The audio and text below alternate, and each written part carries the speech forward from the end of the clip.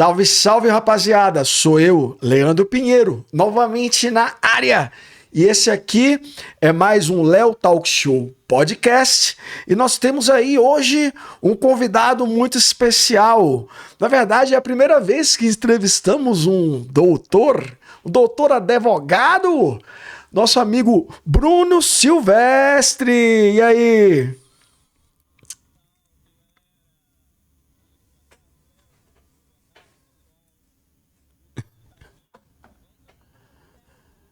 Pois é, hoje, pessoal, tá meio conturbado aí por dois motivos. Primeiro, que é a primeira vez que eu tô testando aqui fazer a live pelo OBS, utilizando o OBS Ninja para poder capturar a imagem do nosso convidado. Como vocês podem ver, a imagem tá linda aí, Full HD, alta definição. Nossa live também está sendo transmitida em Full HD. Comentem, participem do chat. Eu vou pedir agora pro Bruno que se apresente aí, caso alguém ainda não o conheça, não é?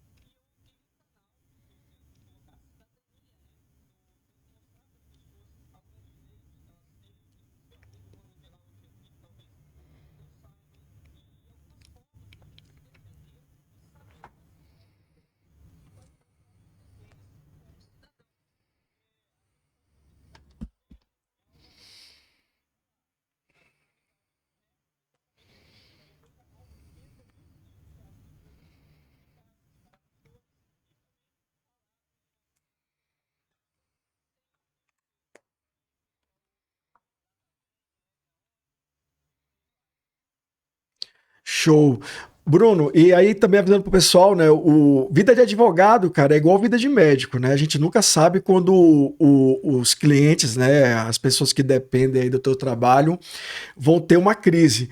E por coincidência, a gente estava até conversando aqui nos bastidores antes de começar, que hoje você está aí cuidando de um negócio meio delicado. Então, pessoal, vou pedir a compreensão de vocês que em algum momento aqui da live pode ser que o Bruno ele tenha que se ausentar, mas aí eu vou tocando aqui enquanto ele volta e a gente também vai fazer uma live mais curta hoje. Geralmente a gente passa um pouquinho de uma hora. Vou tentar manter aí nesse prazo de uma hora também para o Bruno poder se liberar. Primeiro, cara, quero agradecer muito aí você ter aceitado o convite. A gente ficou parado um tempo porque estava difícil de conseguir convidados, até dá para entender porque a gente está num momento meio nebuloso, meio tenso aí aqui no Brasil e às vezes as pessoas não têm aí muita cabeça para tocar o que elas têm que tocar nos próprios trabalhos e ainda participar e colaborar com o trabalho dos coleguinhas. Então, quero agradecer muito e também falar que é um episódio especial. Eu não sei aí qual é a tua denominação partidária, se você tem uma, mas é o nosso episódio de número 13. E aí, para mim, aí é um episódio muito especial, porque aí remete a.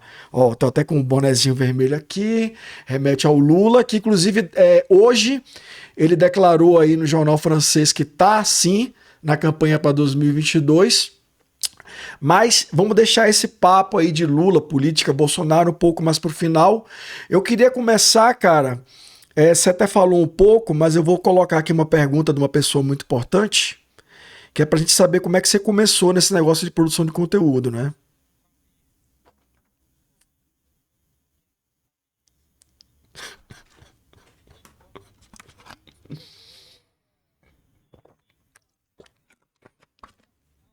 Uhum.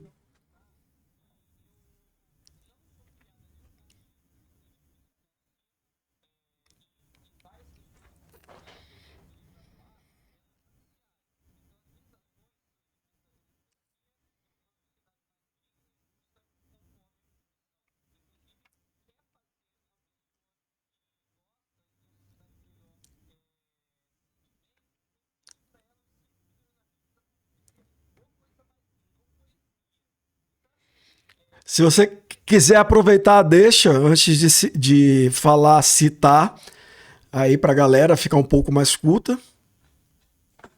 Não, se você quiser aproveitar, deixe citar os artigos aí antes de responder a pergunta.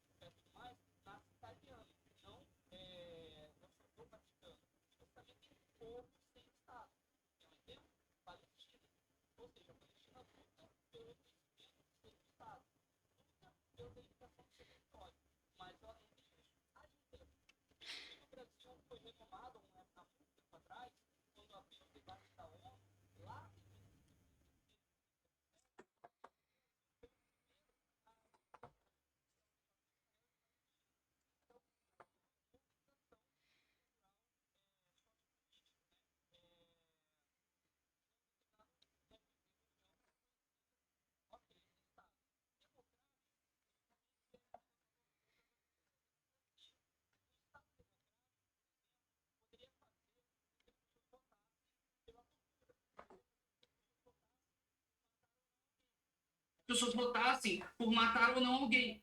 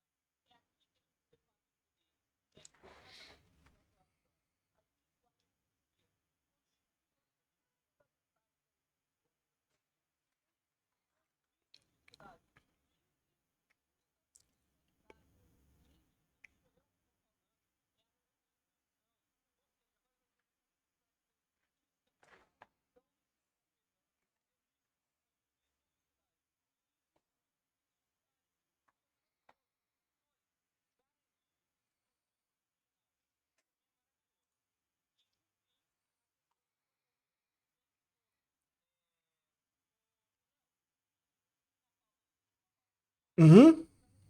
Show. Então, pessoal, enquanto o Bruno retorna aí, vamos ver. Temos duas pessoas assistindo e uma delas sou eu. Olha aí que audiência maravilhosa. Mas isso aqui fica gravado também e vou aproveitar para dar uns recados.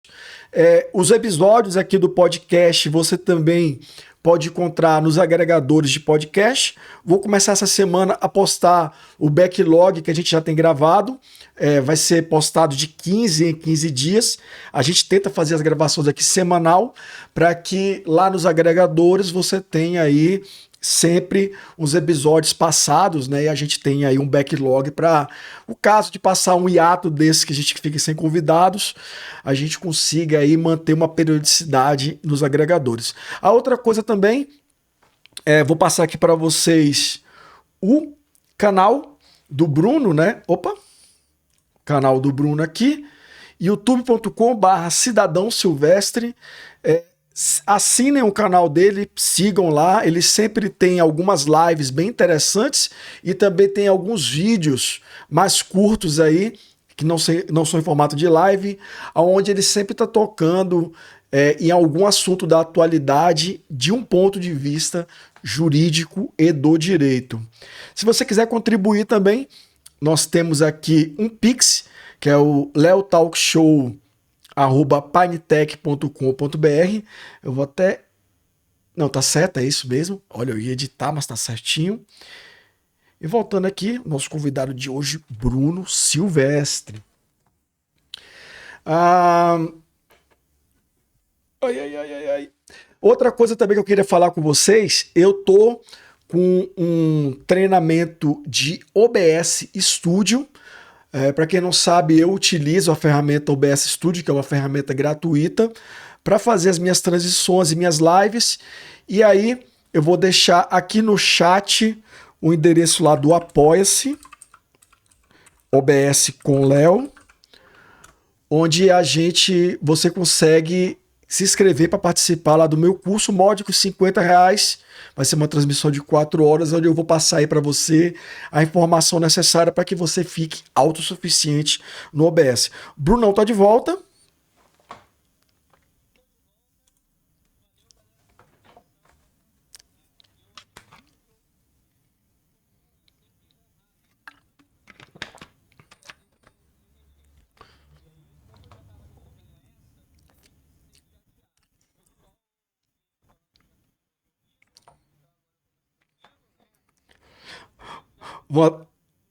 As criancinhas ficam felizes que o cliente resolveu o problema dele. Dá certo, é.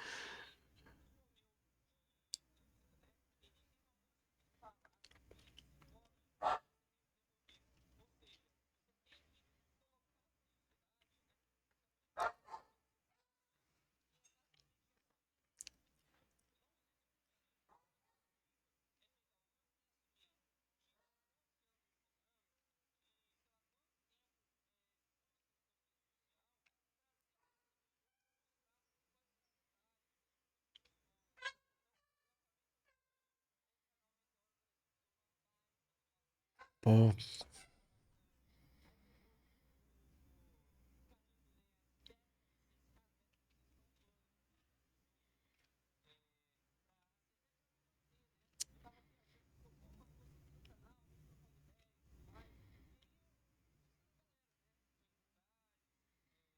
o Tássio, o Tássio Denker, né? Que eu também. Você já participou com ele. O da nova máquina do tempo, como é que é o nome dele? Jacobina, né? Pô, todo, pô, Andrezão, gente boa. Cara, o Marcelo Tumulto também, que já você já andou colando por lá. É assim, eu trafego assim com essa galera, tenho um contato com eles como fã também do trabalho deles, assim como o seu também. A gente teve o primeiro contato assim de live lá no canal do André, naquela bendita live que ele levou o ban lá por causa do BBB. Cara, eu acho muito legal esse negócio porque a gente que trabalha com o YouTube acaba sendo o que eu chamo de os homens da nova renascença, né? Porque lá na Renascença, caras como Leonardo da Vinci, esse tipo de coisa, eram pessoas que eram multidisciplinares, né? O cara era escultor, era pintor, era engenheiro, era cientista, era filósofo. E a gente acaba tendo que ser um pouquinho disso. Você tem que ter o foco no seu conteúdo, que é a coisa que você domina e tem paixão, mas você acaba tendo que entender um pouco de microfone, de fone, de câmera, de iluminação. E esse negócio que você contou da sua amiga aí, inclusive eu queria até que você fizesse um jabá dela, se ela ainda tá na área de produção de conteúdo, porque quando eu bati um olho lá na tua página do canal, eu falei, cara, que identidade visual, que coisa bonita. Foi ela que te ajudou, não foi? Ah,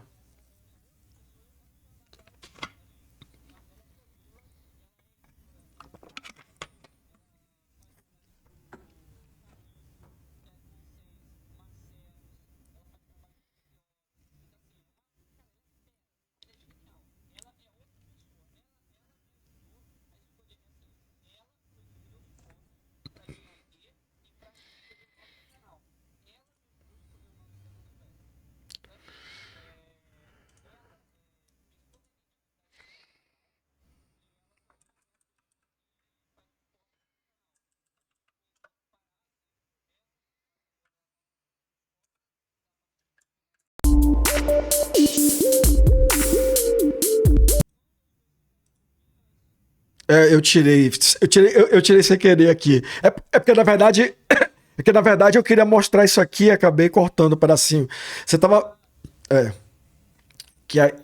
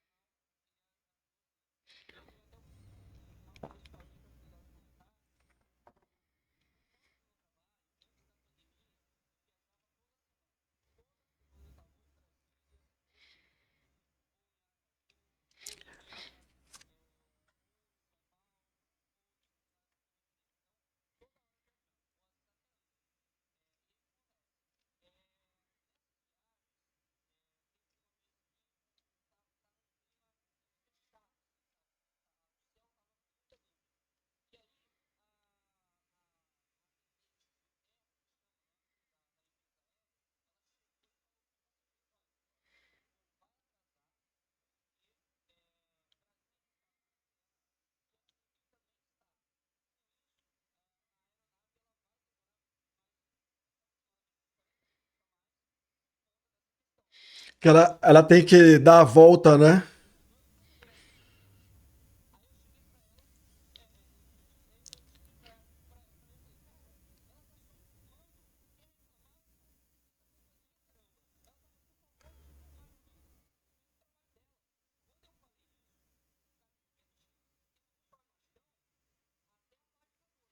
E geralmente com mulher, né?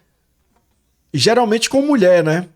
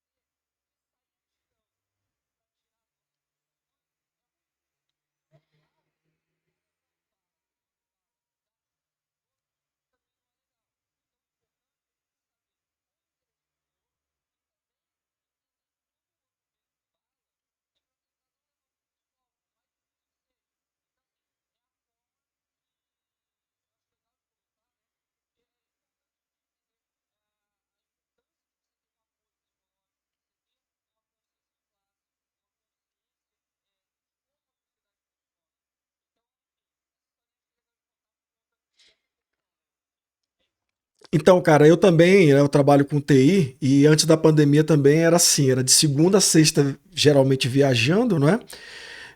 E fui muito a Brasília também, aí no ano de 2019, por conta de alguns projetos aí de TI em órgãos, né? Diversos. Mas é foda, é foda. Essa, a questão da pandemia toda aí, acho que deu uma mudança geral na vida de muita gente, né? Não digo todo mundo, porque a, a gente sabe que algumas pessoas não tiveram como parar de trabalhar, parar de ir pra rua, esse tipo de coisa também não teve nenhuma atitude efetiva do governo federal em relação a ajudar que essas pessoas se resguardassem, né? Muito pelo contrário.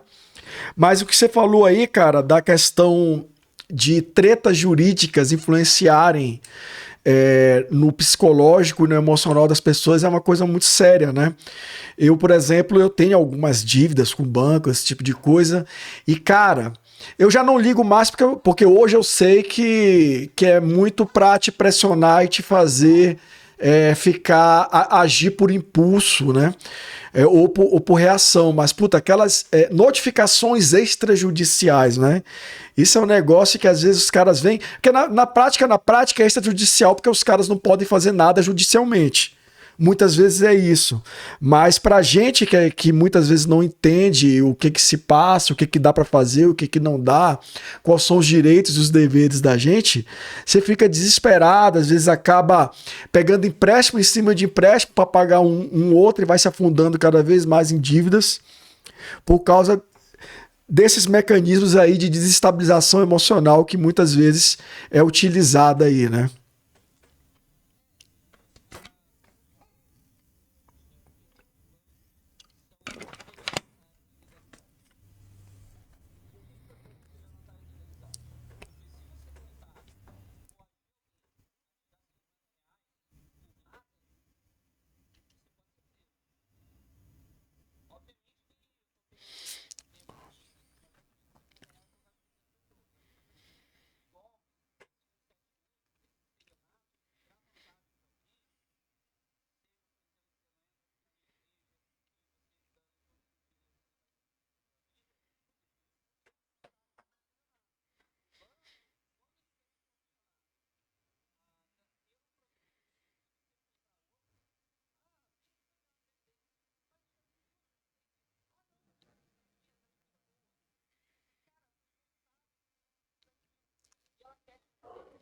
Ou então você precisa do crédito para parcelar o teu cartão e o cara, só liberamos o crédito se você assinar aqui uma capitalização.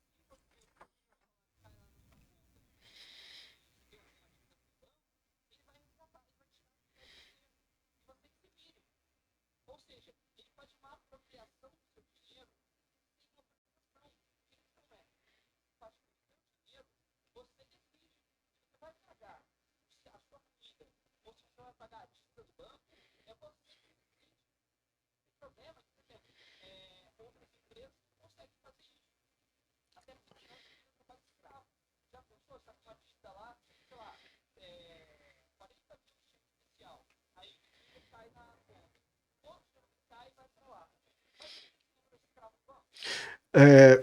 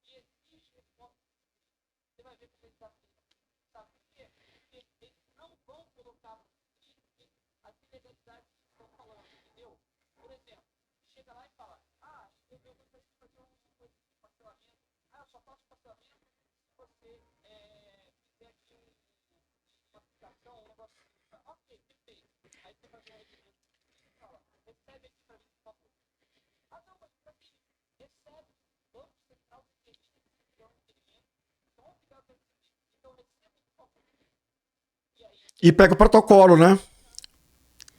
E pega um protocolo do recebimento para você ter a prova também.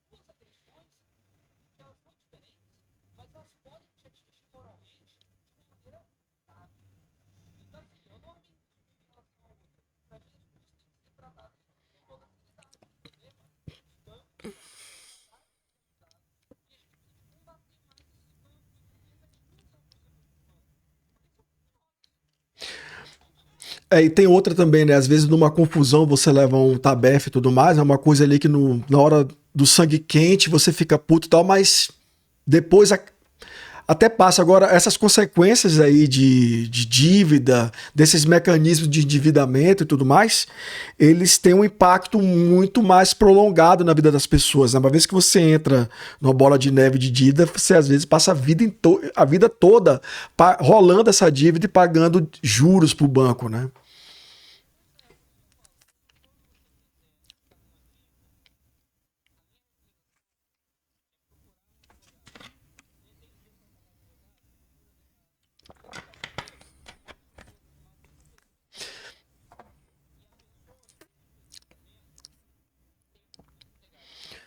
Inclusive, uma dica, quem for aqui de São Paulo, procura a Fundação Procon, que eles têm um programa específico para superendividado. Eu, há alguns anos atrás, participei, paguei a minha dívida, passei alguns anos sem, e aí de 2019 para cá, caí de novo nas dívidas, né? Porque às vezes a gente também não tem muita saída, né? Aquele que você falou, você come, você paga uma dívida, e uma vez que você entra, ferrou. Aí eu tô esperando aí as coisas melhores para procurar de novo o Procon, porque também não adianta procurar se você não tem como pagar o que eles vão propor lá para o banco dentro das tuas necessidades, né?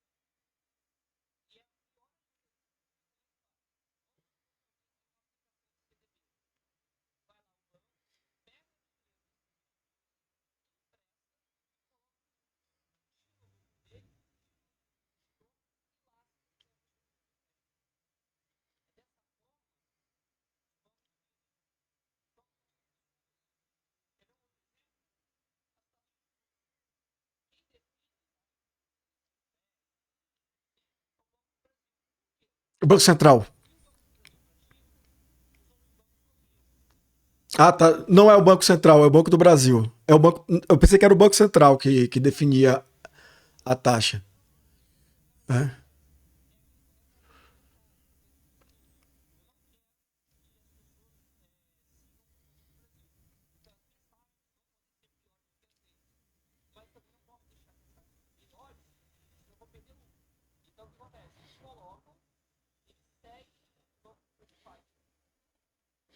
Aí, hum.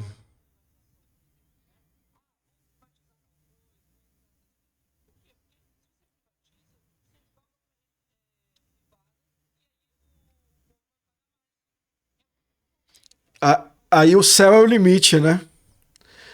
Aí o céu é o limite, porque se você não tem mais um órgão do Estado que dá um freio no negócio, eles botam o que quiserem lá, né? É a mesma coisa, é a mesma coisa. Ontem você viu, né, por exemplo, que foi votada aí autorização para o início do processo de privatização da Eletrobras, né? E aí também se fala muito dos Correios. Tem a questão toda da Petrobras, que se eles pudessem já tinham entregado tudo. E são coisas assim que. São coisas. É que nem, por exemplo, quando você faz uma reforma trabalhista, uma reforma ah, é, previdenciária, aquele direito que você perdeu, aquela empresa que foi privatizada, já era. Para isso voltar atrás é muito difícil. Então a gente tem que ficar muito alerta mesmo para essas pequenas coisinhas, a passada de boiada que o Ricardo Salles se referiu, né? Que você vai perdendo um pouquinho aqui, um pouquinho ali, daqui a pouco essa conquista de anos aí, que inclusive várias dessas conquistas trabalhistas também envolveu muita morte de muita gente que estava engajado em sindicato, em manifestação, e de próprios trabalhadores, vem para o Dia do Trabalho, a galera às vezes não sabe, mas é a comemoração de um acidente, não, de um crime, né? Que foi o cara que tacou fogo na fábrica com os funcionários dentro porque estavam fazendo greve.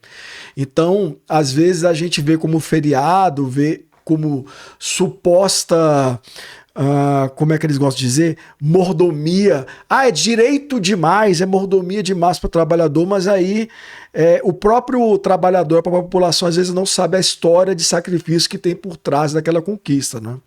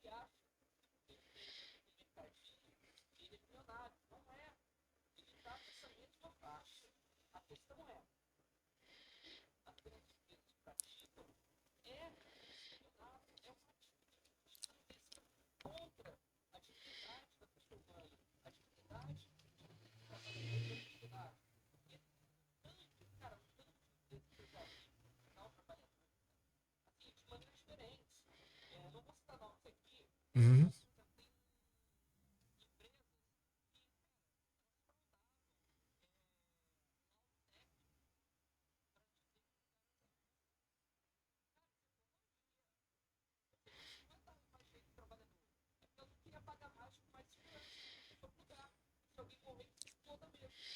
É, fora aquele velho golpe de atrasar o repasse do FGTS, né? Aí o cara só tem o repasse dele depois que é demitido, sendo que a empresa obrigatoriamente tem que fazer o depósito mensalmente. Então eles guardam esse dinheiro, utilizam para outras coisas, e quem for sendo demitido, eles vão pegando aqui das aplicações e se acertando, porque não dá nada mesmo, né?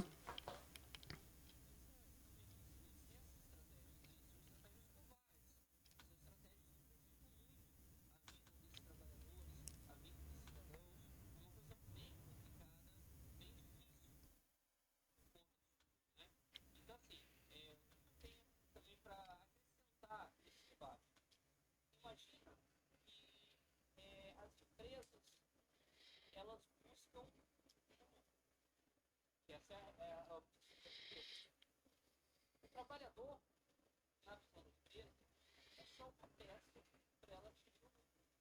Ou seja, o seu celular. Seu celular é o meio pelo qual você manda mensagem, tira foto, depois. A demanda do celular, ela vai ser, você usa o celular como uma peça. Daqui a 3 anos, você vai descartar essa peça e pegar outra. Você vai estar mais atualizada, mais nova, mais moderna, etc. A empresa trata de pegar como nós tratamos com nossos celulares. É, o funcionário ele é só mais um equipamento dentro da empresa, como uma mesa, como um computador. A partir do momento que ele não estiver dando o retorno esperado ou que ele tiver algum problema, normalmente as empresas vão chutar o cara, né?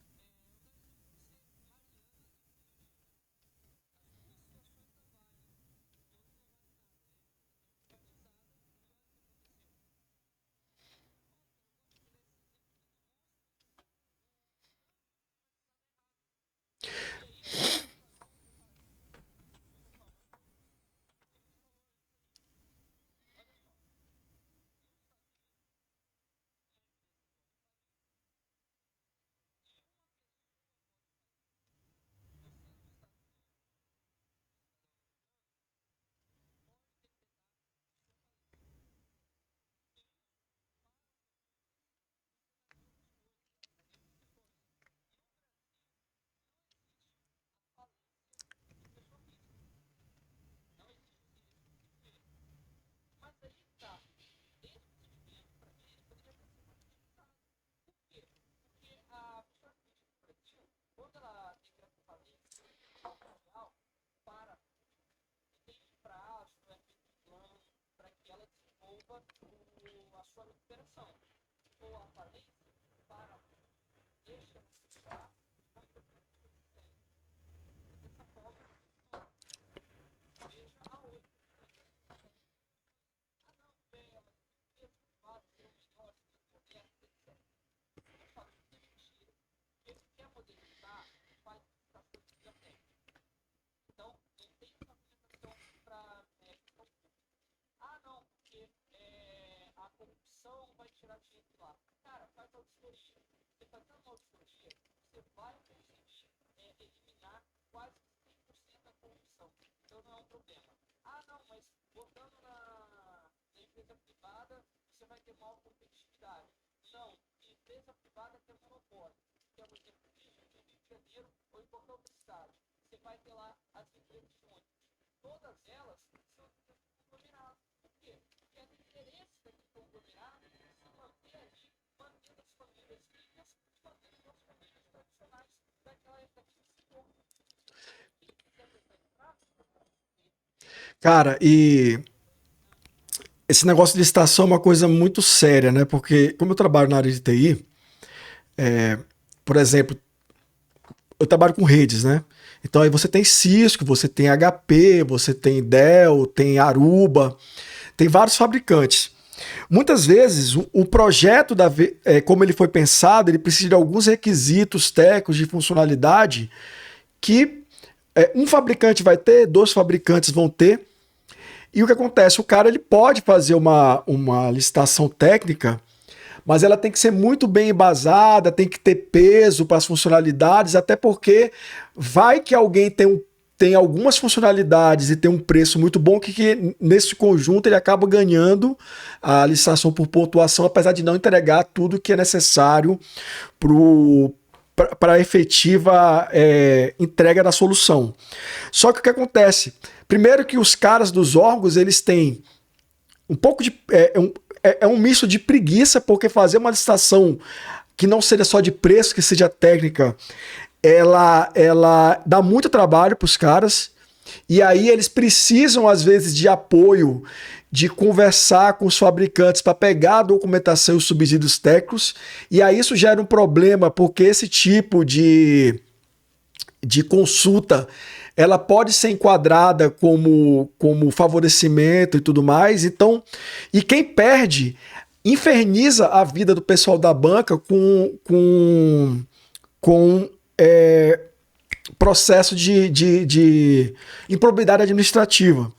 Então os caras, eles acabam não optando por fazer uma licitação técnica, isso eu estou falando na minha área, mas pode se aplicar a outras áreas também, e fazendo uma licitação puramente baseada em preço por conta desse tipo de dor de cabeça, entendeu?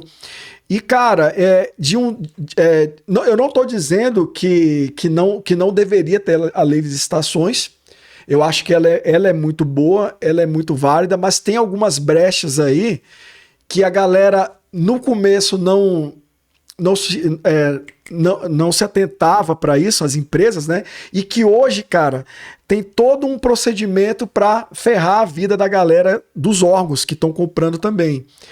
E por isso, cara, que a gente tem visto muita licitação que é puramente baseada em preço, né? Tem lá, eu quero um suíte, 48 portas, gerenciável. E aí eu não posso colocar as características. Ela tem que estar dentro do IETF, não sei o que, tem que ter POE, padrão tal. Ih, eu acho que o Bruno caiu. Não, voltou. Não, só deu uma piscadinha. Mas é assim, entendeu? Então tem toda essa questão também. É claro que você vai para a área de engenharia, aí você tem os detalhes técnicos mínimos que tem que ser obedecidos. Mas tem muito esse negócio também, entendeu? Então eu vejo, conversando com a galera dos órgãos que eu trabalho, que tem muito essa dificuldade de você, poxa, esse equipamento aqui, ele é melhor, ele é mais caro, mas ele tem um suporte melhor, ele tem uma implementação melhor. Eu poderia exigir algumas características se esse equipamento ele tem, que os outros não têm, ou que só mais um ou dois concorrentes têm, mas eu tenho aquele problema que eu tenho que ter as 3 propostas. Esse negócio de 3 propostas também é um negócio que já tem toda uma máfia aí para você conseguir alinhar as empresas que vão participar. Olha, você ganha essa, você ganha aquela, e os caras já se acertam ali por baixo dos panos, já mandam as propostas. Eu não digo nem que as pessoas dos órgãos elas têm conhecimento disso. Às vezes tem, às vezes não tem, mas as próprias empresas ali, os grandes players, né? Isso eu não estou falando do Zé que vende cartucho ou do João que vende cabo, não. Eu estou falando das líderes de mercado. Já tem toda uma situação aí para você ter esses direcionamentos, né? E quando o direcionamento deveria ser feito, que é o direcionamento técnico, aí os caras vêm e infernizam a galera utilizando a própria legislação, né? Porque, cara, isso é uma coisa complicada, né? Você que é advogado, talvez consiga até me esclarecer mais, mas eu tenho uma visão, às vezes, que certas leis, certos dispositivos legais que foram feitos para um propósito de proteger ou resguardar um determinado grupo, uma determinada situação, eles muitas vezes são distorcidos e utilizados para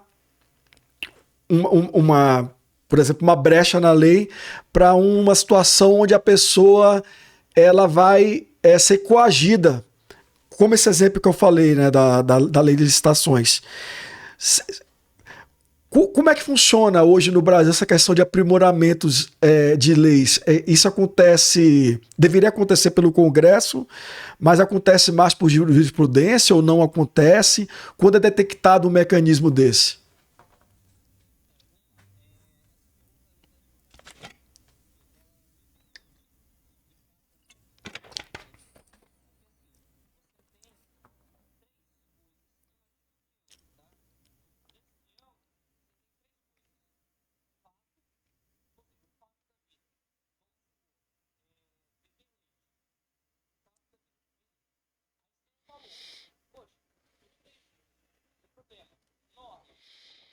Você pode beber leite e as agências sanitárias vão regular a qualidade do leite que você beber. Ok. Aí você tem, de fato, você tem um valor dado pela sociedade e uma norma para dizer se pode ou não pode. Agora vamos supor, matar alguém com arma de fogo. Tá, matar alguém com arma de fogo não faz. Valor. Cara, isso é um absurdo. Ninguém deve sair matando os outros. Norma. Reclusão de 14 a 21 anos.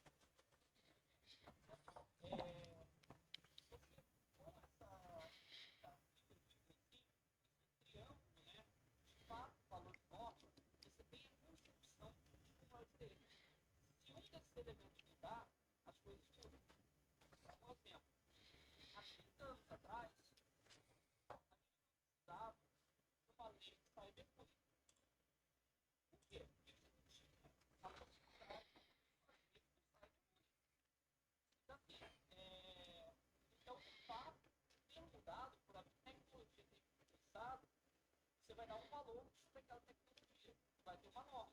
Daí também a criação da Lei Geral de Proteção de Dados. Também por conta disso. E o valor? O valor é se algo a sociedade permite ou não, se ela gosta ou não.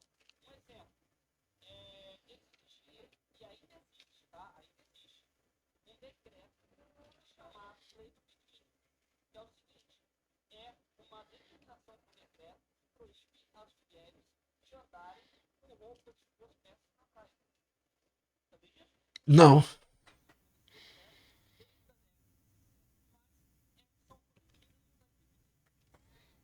Mas aí o que acontece? A sociedade se falou, sacanagem. Eles estão indo para tão difícil. Aí o que a sociedade fez? Falou, ah tá, deixa pra lá. E aí não deu mais valor àquilo ali. Então a norma de ela existe? Sim, ela existe. Mas ela caiu no que chama de desuso. É por isso que no Brasil é curioso, né? A lei que pega é a lei que não pega.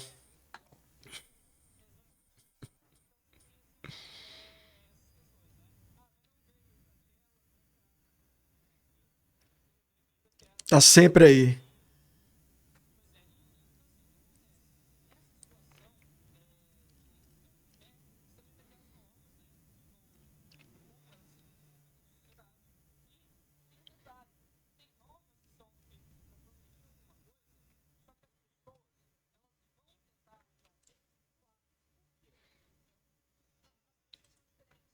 Cada uma tem uma vontade diferente.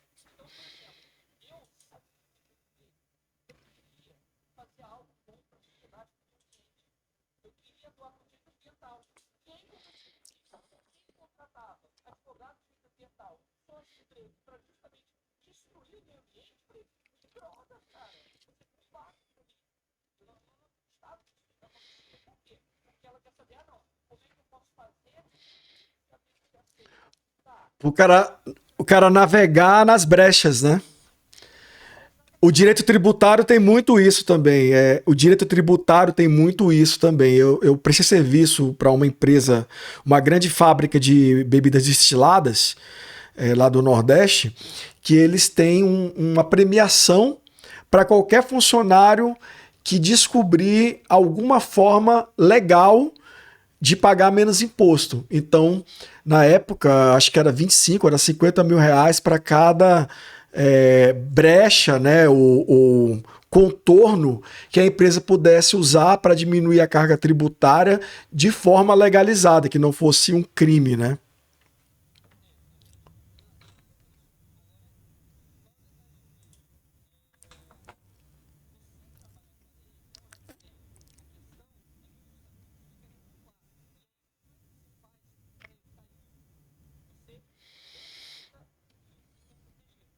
por exemplo, tem um procurador que ele, na época, está 14 anos atrás, ele me falou o seguinte, o dinheiro que eu recebo é diretamente ligado à capacidade de venda que você pode fazer na sua vida. Então, ou seja, quem pode fazer mais dinheiro na sua vida deve receber mais.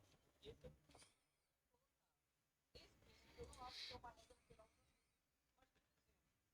Ao meu ver, os funcionários responsáveis pelos eles têm que receber o mesmo salário do chefe do executivo, do ex-executivo militar. Como assim? Ah, licitação federal. Tá. Quem foi da equipe de licitação tem que receber salário igual ao presidente da República. Quem é dos estados tem que receber o mesmo salário do governador. Quem é dos municípios recebe o mesmo salário do prefeito. Ah, mas se for na polícia, tudo bem. O maior salário de alguém lá da polícia, do comando lá da polícia. E por que isso? Porque a capacidade de problema que pode dar é muito grande. A responsabilidade é muito grande para muito pouco. Então, assim, é muito complicado isso, sabe? Por exemplo, o salário do presidente do Brasil é em torno de 35, 40 mil reais. O salário do presidente da República nos Estados Unidos é de 400 mil dólares Mês. por mês. Então, assim, a questão é, você pode pagar bem para quem faz o trabalho,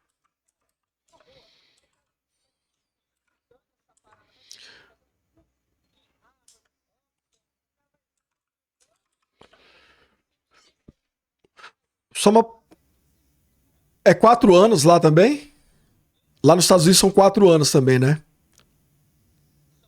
Então, considerando que lá não tem 13º, férias, esse tipo de coisa, 19 milhões e 200 mil dólares no período de 4 anos é o que o cara ganha como presidente dos Estados Unidos.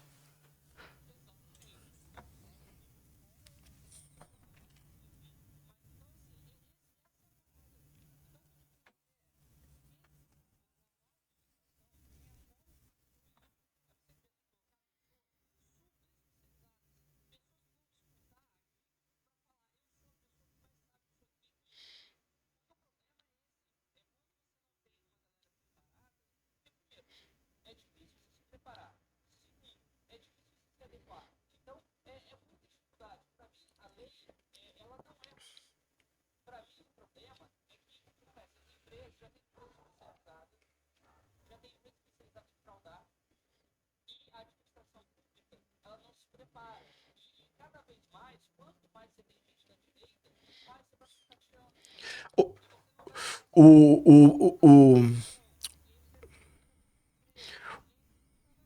o problema é.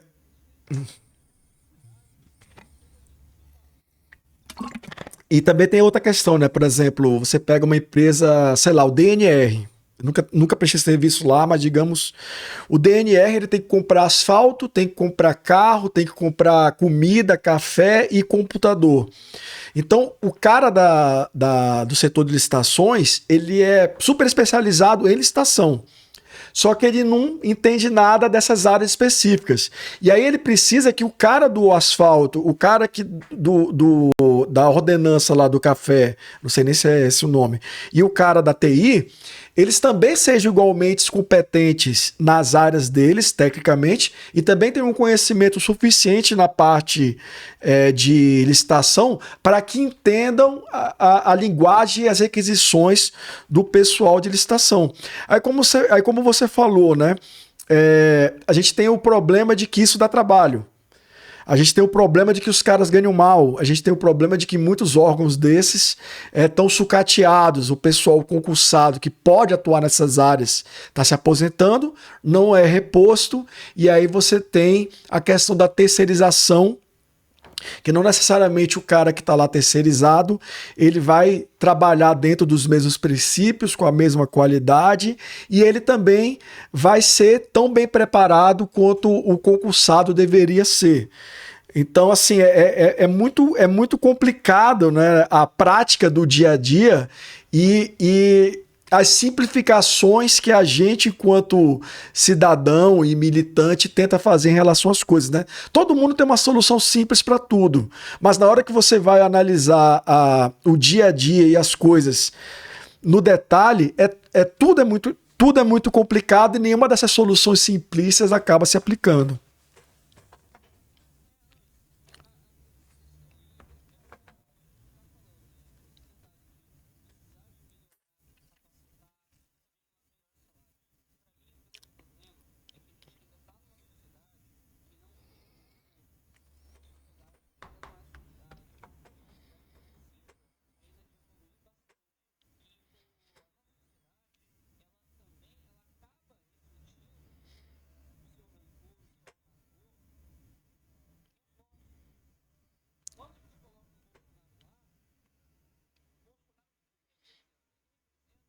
Passado brasileiro ainda não esqueceu, que ainda não sabe lidar muito bem.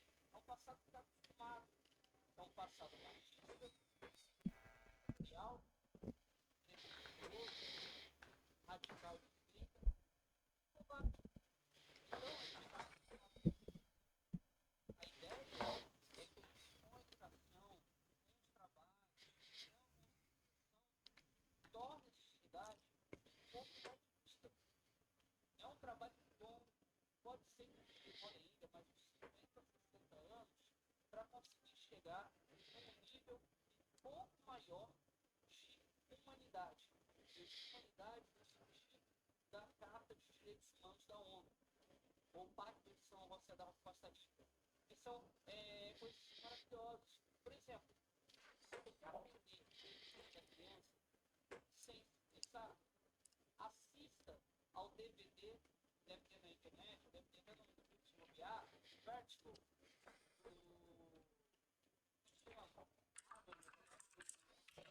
Cara, Vertigo é daquela banda irlandesa. O Itu? Eu tô. A primeira coisa que apareceu aqui no YouTube. Quando eu pesquisei Vertigo, ele completou com o YouTube. Aproveitando, cara, olha só esse comentário da Tcherla aqui, ó. Que ela tá vendo aí? Acho o fim blitz para conferir se os pais usam cadeirinha de carro. Poxa, proteger seu filho precisa de Estado monitorando isso? Aí é aquela questão.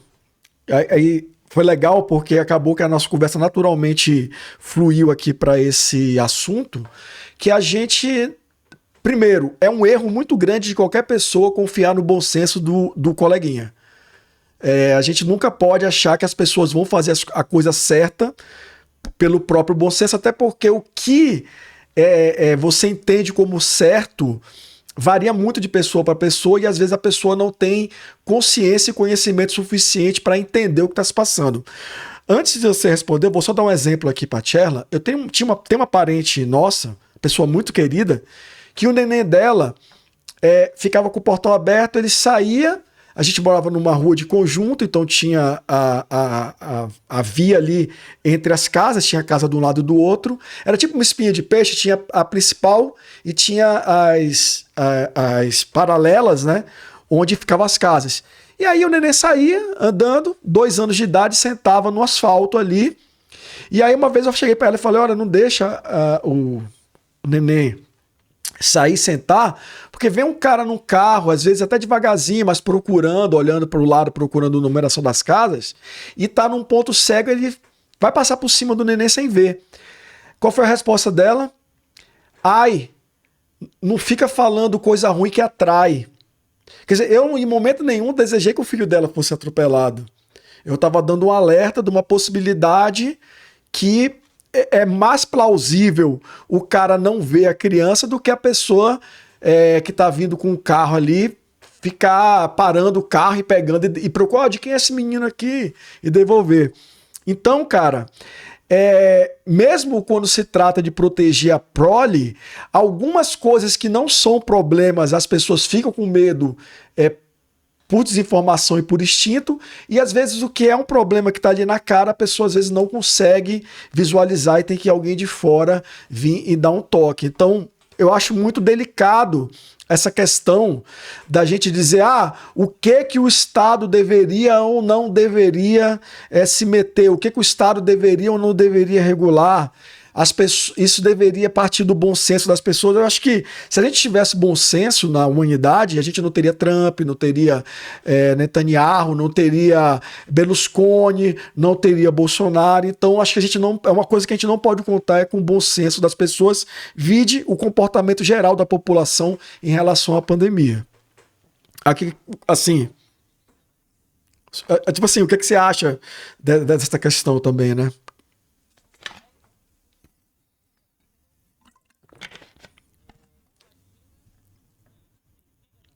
Tem um casal. Já adulto, já. Falei assim, cara, qual a tua idade?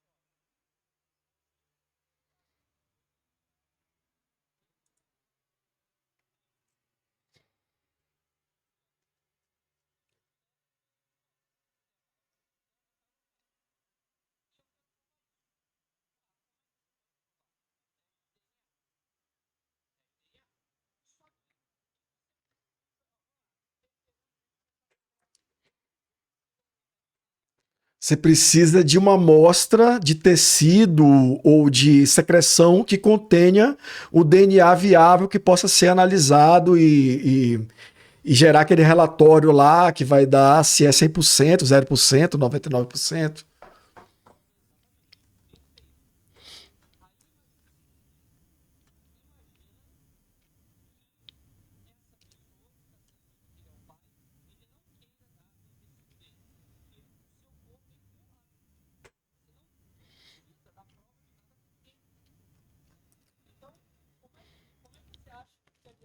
É aquele princípio de que você não é obrigado a gerar prova contra você mesmo. E se o cara sabe que ele é o pai e ele se recusar a fazer o exame, o que é feito nessa situação?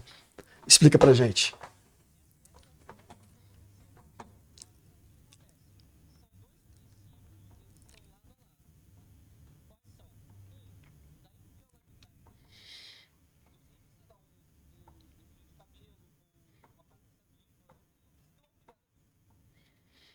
Mas o direito da criança de ter um pai é maior do que o seu direito. Mas o que vai acontecer? Você não pode ser forçado a dar uma pata sadia ou um cabelo. Juridicamente, o juiz vai dizer que é claro que seu pai. Ou seja, não quer produzir prova? Tá bom, não precisa. Ok, é o pai. Mas o que vai dizer que é o pai? Porque o direito da criança prevalece sobre a constituição. E isso é legal porque aí a gente pode fazer um outro paralelo. Blitz de ingestão alcoólica ao dirigir. A pessoa ela não é obrigada a fazer o exame de alcoólico, mas aí o agente lá ele pode atestar que a pessoa está fora de condições de dirigir. Pode não ser álcool, mas a pessoa está alterada de alguma maneira. Aí, voltando à pergunta daqui, até tem um comentário da Tchala aqui, que é uma questão de que o bom senso não precisaria de opressão. Eu vejo um pouco diferente, eu acho assim, todas essas coisas relacionadas ao trânsito, por exemplo, elas têm uma sanção, mas elas antes preveem algumas etapas de educação. Então você é parado, aí o cara te dá uma explicação, te libera, aí depois de um tempo que aquela legislação ela tá em andamento, você começa a ser multado, que também é uma forma de educação por sanção financeira. E aí tem os casos em que você realmente é oprimido, né? Por justa causa, que é quando você é condenado, por exemplo, a ter uma sanção de liberdade. Quando você é preso por causa de algum ato que prejudicou alguém ou feriu algum item legal.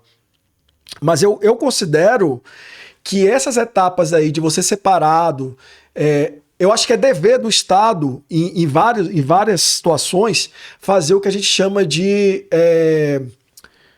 Caramba, fiscalizar as coisas. Porque ele tem que fiscalizar e ele também é obrigado a educar. E essas medidas de fiscalização, querendo ou não, quando o cara vai, olha, você está sem cinto, o cinto de segurança é importante para isso, toma aqui uma cartilha e tudo mais, são mecanismos que o Estado tem de educação ou reeducação, né? E eu acho que isso é importante. Eu não vejo isso como uma opressão. É como, por exemplo, eu chegar para você, o Silvestre, cara, quando você for fazer live, não fica contra a janela com o sol lá, que você vai ficar uma silhueta preta e a gente vai ver só o clarão da janela. Então, isso aí, um cara de audiovisual falando para alguém que não tem essa percepção, é uma medida de educação. Eu considero, por exemplo, a mesma situação de um agente de trânsito que para alguém para falar sobre o risco de andar sem cadeirinha, andar alcoolizado, ou pedir documento para verificar se o carro está legalizado, esse tipo de coisa. Eu considero situações ali análogas, entendeu? Pelo menos assim, no meu senso comum, não é?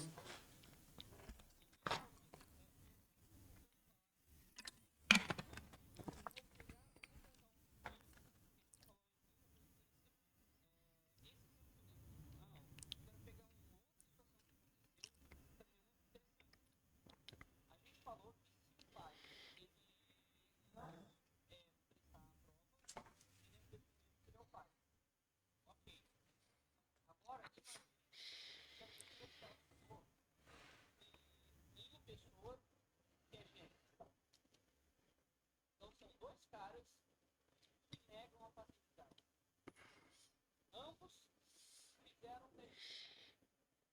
eu compatível com os dois.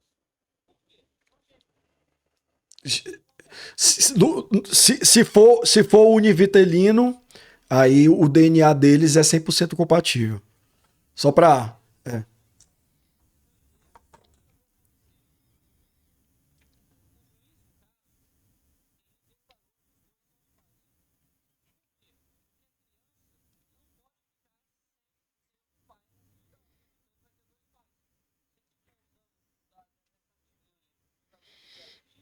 vai ser dessa forma.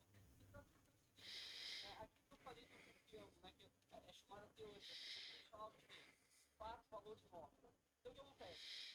Existe muita acidente entre mortos. Existe muita situação que os pais falam: ah, não, eu só vou na casa da tia. Negligência, né?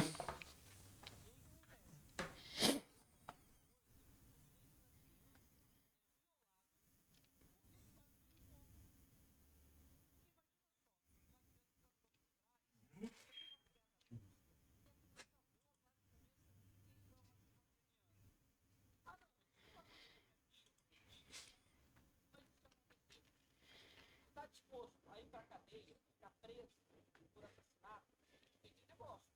Quando uma coisa dessa acontece, a gente não pode levar mal. Você assume o risco daquilo. Entende? Então, assim, é como, por exemplo, você acelerar 200 por hora e se matar alguém na rua. Você sabe que aquilo pode matar alguém. Mesmo assim, você faz isso. Então, qual é o problema? O que você está protegendo quando você cobra que as pessoas usem A cadeirinha, o cinto.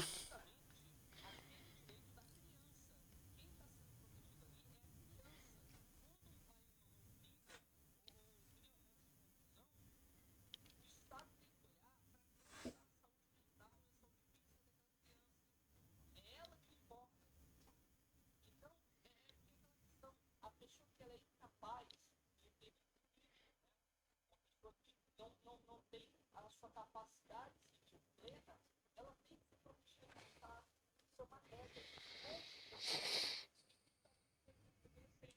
Grande problema na sociedade, você acabou de falar também, questão de questão, você tem que educar, aí as pessoas não fazem.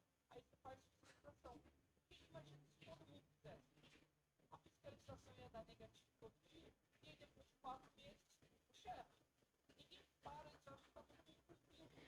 Tá bom, então.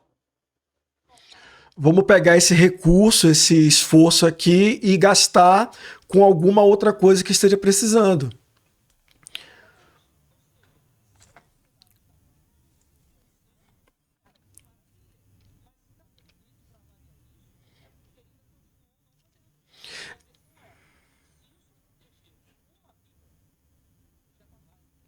Não, existe a questão, né? Se você salvar uma vida, tá válido, e também tem uma série de outras coisas que influenciam. Cada vida dessas perdida num eventual acidente gera uma série também de despesas para o Estado, para o SUS, indenização. Então, tudo isso é levado em consideração, porque assim, nem todo mundo está preocupado com vidas salvas, né? Contanto que não aconteça com ele, com o familiar dele, mas aí para você que não tá, tipo assim, que trabalha no governo, ou que não está muito preocupado com isso, tipo assim, quem quiser que cuide da sua, né?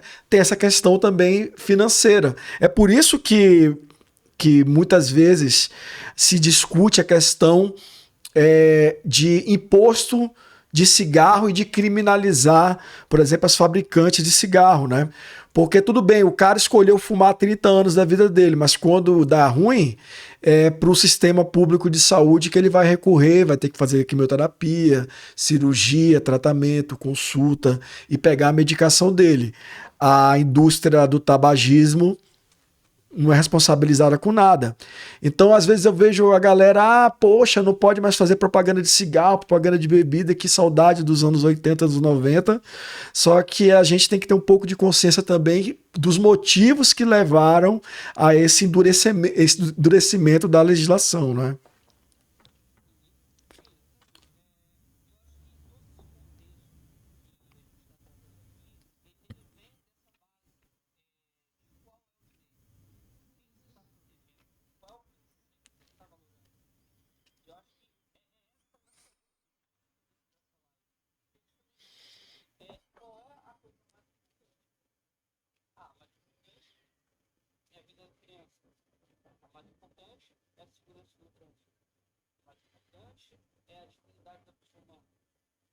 vai avaliando. E aí você vai colocando. Não quer dizer que os princípios não possam ter valores iguais. Mas o que quer dizer é que existem princípios protetivos. E quando você quer que comparar um no outro, em outros momentos, aquele da criança, aquele da desenvolvimento vai se sobressair. Entender qual é a prioridade. Por exemplo, a quantidade necessária, mas ele está contra o país, toda a sociedade. Inclusive, assim, isso é um problema que a gente tem que entender também, que a galera, às vezes, principalmente o pessoal que defende Bolsonaro, pula algumas etapas e se prende em alguns detalhes e esquece de outros. Vamos lá. O cara fala muito, mas eu tenho direito à minha liberdade de ir e vir. Só que o cara esquece que o direito à vida é um princípio fundamental e que está acima da liberdade. Então, se você vai atentar contra a sua própria vida, né? O Estado ele pode, por exemplo, te internar compulsoriamente ou fazer alguma medida para preservar a sua vida. Ele pode ou não pode fazer isso?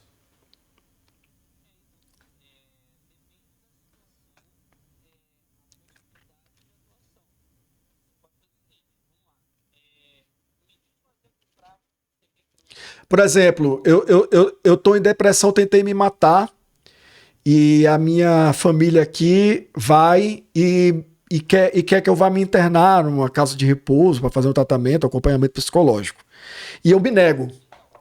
Eles podem procurar um advogado para que eu seja internado contra a minha vontade, não podem?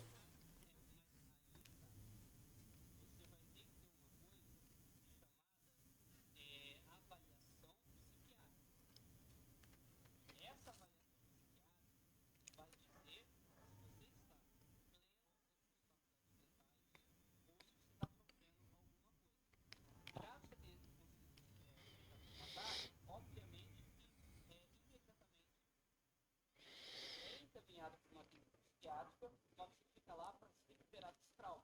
É em um hospital. Uhum. Uma pena para um hospital.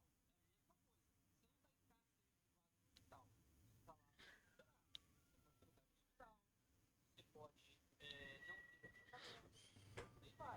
Então, o encaminhamento para o hospital psiquiátrico, um centro, né, de cuidados psiquiátricos, é um encaminhamento, é uma avaliação, mas é aquilo.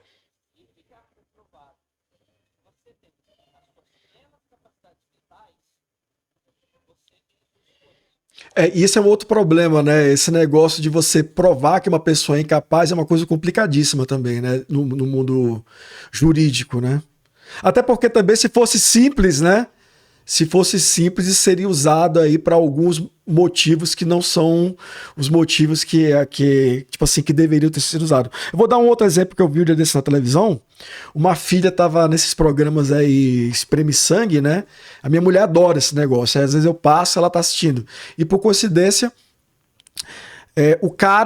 o pai dela tava com Covid e tinha sido internado porque ele também estava muito magro, porque não, como estava doente, não tinha como trabalhar, não sei o que, estava muito magro, muito desnutrido. E também estava com Covid. E aí era a terceira vez que ele fugia do hospital. E ela estava lá reclamando que achava uma sacanagem o hospital não ter câmera, o hospital não ter ninguém que pedisse o pai dela de sair e tudo mais. E aí cai nesse caso que você está falando, né? Se alguém do hospital tentasse impedir esse cara de deixar o hospital, tava ferrado, né? Porque não tem esse direito. É.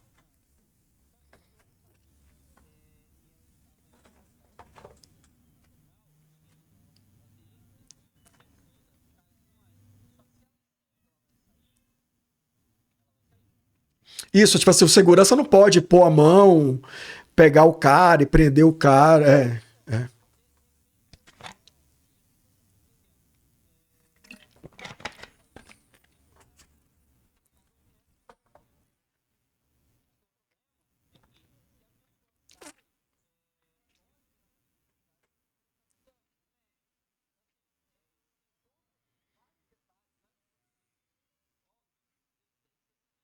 Entendi.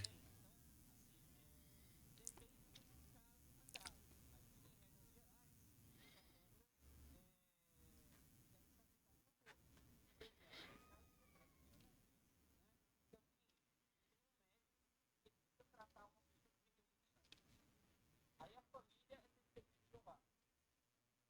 Testemunha de Jeová, a religião não permite a testemunha. Eu não sei como é que ele foi, tá? Então, não tem que ter atrás, tá? Uhum.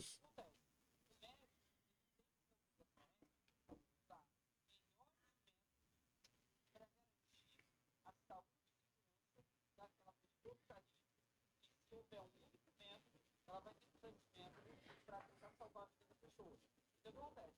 Os pais dele não querem que aquela criança seja contaminada com o sangue puro, por conta da religião dela, não pode prevalecer sobre o direito à vida dessa criança. E aquele médico não pode ouvir a vontade dos pais. Ou dos parentes. Porque a primeira regra dele é salve a vida. Se você não salva, se você quer salvar, você está pode ser considerado, dependendo do caso, porque você é alguém responsável por salvar e não salvou. É que nem um salva-vidas na piscina. O cara estava ali na essa pessoa aí lá fez, não, salva mesmo. Essa pessoa salva-vidas. Ou então você falou que você mora no Rio, chega lá o cara que foi ferido trocando tiro com a polícia. E aí a gente ouve muita essa história, deixa morrer, não sei o quê, mas o cara, em hipótese nenhuma, pode fazer isso. Ele tem que socorrer a mesma maneira que ele socorreria um transeunte, vai socorrer o traficante, vai socorrer o PM. A obrigação ali da galera do hospital é socorrer sem ver quem é a pessoa, né?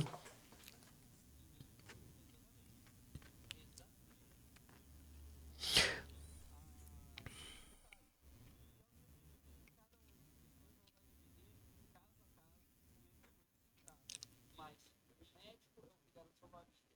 Salva-vidas é obrigado a ir lá salvar as pessoas. A não ser que ela esteja. Assim, até que as colocar em psicologia dele, ele coloca que ele está ali para isso. E depende da questão, né? Então, você atropelou alguém, tem que prestar socorro. Mas eu não sei fazer tratamento médico, socorro. Não tem problema. Mas o prestar socorro não é você tratar a pessoa, né? É você dar o apoio de chamar o resgate, acompanhar, verificar se está tudo bem.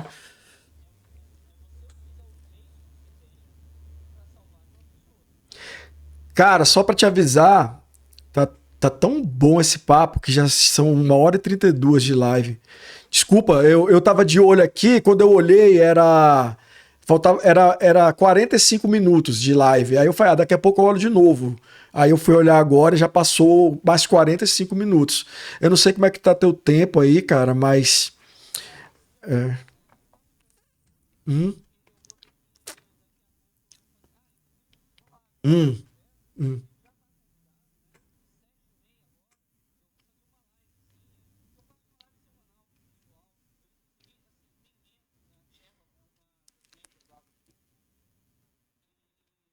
Eu acho muito legal a galera falar também a eles, porque a eles é ela, né? Uhum.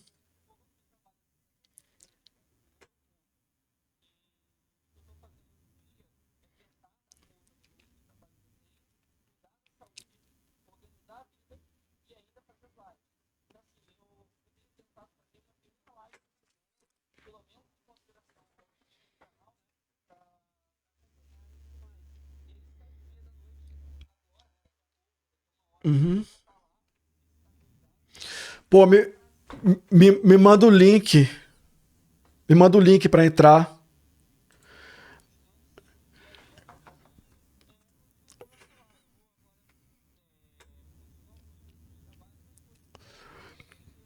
Cara, e- deixa eu colocar aqui, ó. Já tava passando aqui nos banners. Inclusive, queria até pedir desculpa para você e pra galera, porque a gente ia falar de produção de conteúdo, aí começou a falar do teu canal. Só que aquele negócio, cara, é tipo quando você vai conversar com o médico, né? Você começa a ter um monte de dúvida, doutor, e esse Tilenol aqui, não sei o quê? E quando a gente tem a oportunidade de conversar com um advogado, com um engenheiro, normalmente eu fico tirando essas curiosidades, cara, mas foi uma delícia, cara, uma delícia mesmo. E com certeza eu vou estar lá, eu vou aproveitar para jantar ali, e daqui a pouco a gente vai estar lá no canal do Bruno.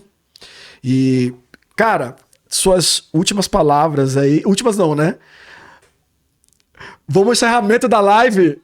A palavra finais dessa live, né? Não as últimas palavras do Bruno, pelo amor de Deus.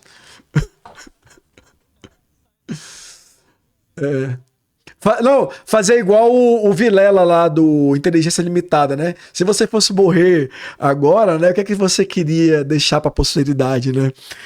Que ele sempre faz essa pergunta no final das lives. Oh, meu Deus, horrível.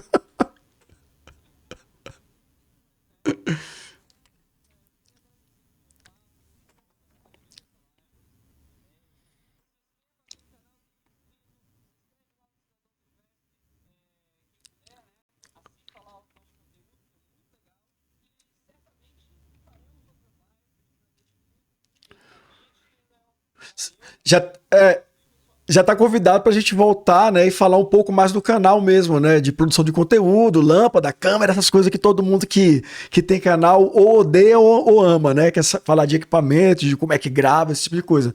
Mas, apesar de ter fugido um pouco do que a gente ia falar de política, outra coisa, acabou falando pouco também, né, acabou falando mais dessas coisas do direito, mas eu acho importante também, porque é um assunto que é muito difícil para quem não é da área, né?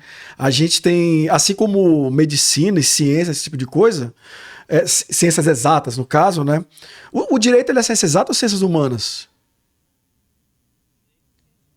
Tá. Então, reformulando, né? Assim como medicina, ciências exatas, esse tipo de coisa, a parte legal ela gera muitas lendas, né? Muitas interpretações erradas e muitas dúvidas na maioria da galera aí. E eu acho super importante o trabalho que você, o Ded, né? E também o Carlito. Puta, o Carlito é um cara que eu admiro muito, cara, porque o cara foi de historiador, cientista político e agora tá se aventurando na área do direito aí. Esse sim é o nosso Leonardo da Vinci aí de 2021. O cara é maravilhoso. Um beijo, Carlito. Eu sei que você talvez não veja isso aqui, mas depois eu mando o corte pra você. Mas, cara, até daqui a pouco. Muito obrigado. E, galera, é isso, né? Vamos terminando a live. E como eu sempre falo, namastê. E a gente se vê na próxima live. Tchau, Bruno. Beijo, pessoal.